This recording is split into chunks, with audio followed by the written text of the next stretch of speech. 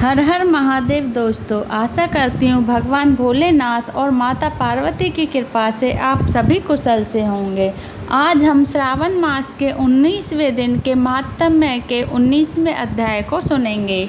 भगवान भोलेनाथ और माता पार्वती की जय हो। 19वां अध्याय। ईश्वर ने कहा, हे महामनु, सावन महीने के दोनों पक्षों की एकादशी तिथि के रोज जो कार्य करना होगा उसे मैं कहूँगा, उसे आप सुनिए। हे वत्स, इस व्रत को मैंने आज तक किसी से भी नहीं कहा। हे विप्र, उसे आपसे कहूँगा। आप एकाग्र मन से सुने। दशमी के रोज सुबह नहाकर तथा संध्या कर पवित्र हो गुरुदेवों की आज्ञा से वेद वेदता पुराण ज्ञाता जितेंद्रिय द्विजों का पूजन करें। प्रार्थना करें, हे पुंडरीकाक्ष, मैं दूसरे रोज आने वाली एकादशी निराहारी रहूँगा, उसके अन्य रोज भोजन करूँगा। अच्युत, आप मेरे रक्षक हों। हे वत्स, उस रोज गुरुदेव तथा अग्नि के समीप नियम कर भूमि पर सोएं।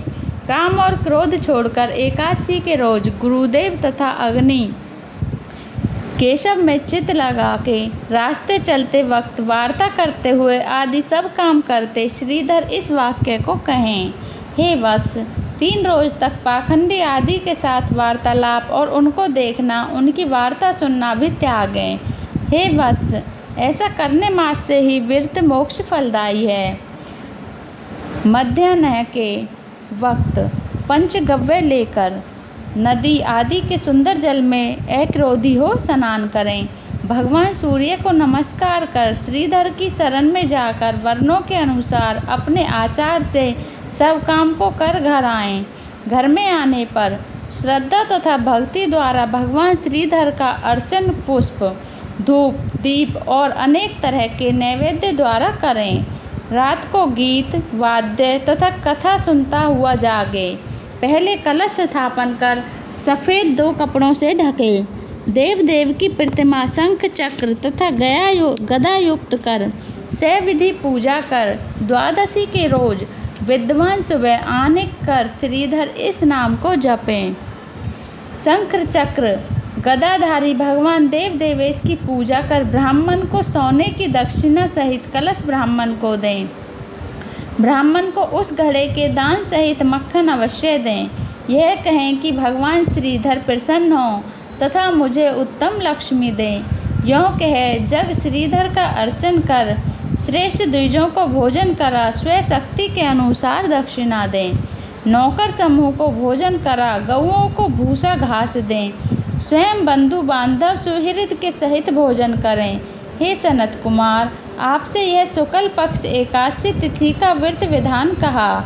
इसी प्रकार सावन कृष्ण पक्ष की एकादशी के रोज भी कार्य करें। शुक्ल पक्ष तथा कृष्ण पक्ष की विधि एक समान है, केवल नाम का भेद है। ईश्वर ने सनत कुमार से कहा, द्वादशी के रोज भगवान विष्णु के निमित्त पवित्र आरोपण कहूँगा। श्री देवी, पवित्र आरोपण में आपसे मैंने प्राय सब विधान कहा। श्री विष्णु, पवित्र आरोपण में विशेष विधि कहूँगा, उसे सावधान हो आप सुनिए।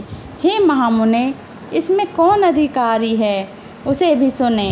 ब्राह्मण, क्षत्रिय, वैश्य, स्त्री, शूद्र और स्वधर्म स्थित सब भक्ति द्वारा पवित्र आरोपण करें। ब्राह्मण अतो देव इस मंत्र से पवित्र आरोपण करें।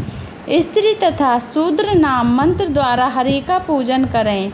द्विज कद्रुदायु इस मंत्र से स्त्री तथा शूद्र नाम द्वारा भगवान शंकर के निमित्त हरि का पूजन करें। सतयुग में मणि का, त्रेता में सोने का, द्वापर में रेशमी तथा कलयुग में रुई का है। हे देव, सुबह आपके निमित्त इस पवित्रा को अर्पण करूँगा। फिर पुष्प अंजलि दे रात में जागरण करें।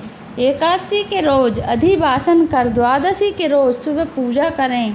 गंध दूर्वा चावल तथा हाथ में पवित्रा को ग्रहण कर कहें, हे देव देव, आपको नमस्कार है। इस पवित्रा को आप स्वीकार करें।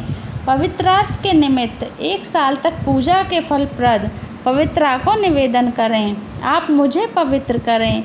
हे देव, मैंने जो कुछ पाप किया है, हे देव, हे श्रेश्वर, आपके सुप्रसाद द्वारा उस पाप से मैं पवित्र हूँ।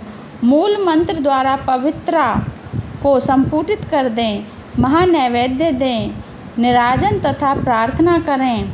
मूल मंत्र से अग्नि में घृत तथा पायस द्वारा हवन करें।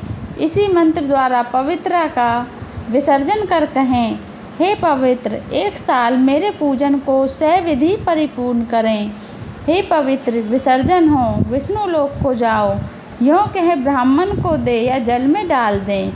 हे वत्स, मैंने आपसे भगवान विष्णु की पवित्र आरोपण की विधि कही।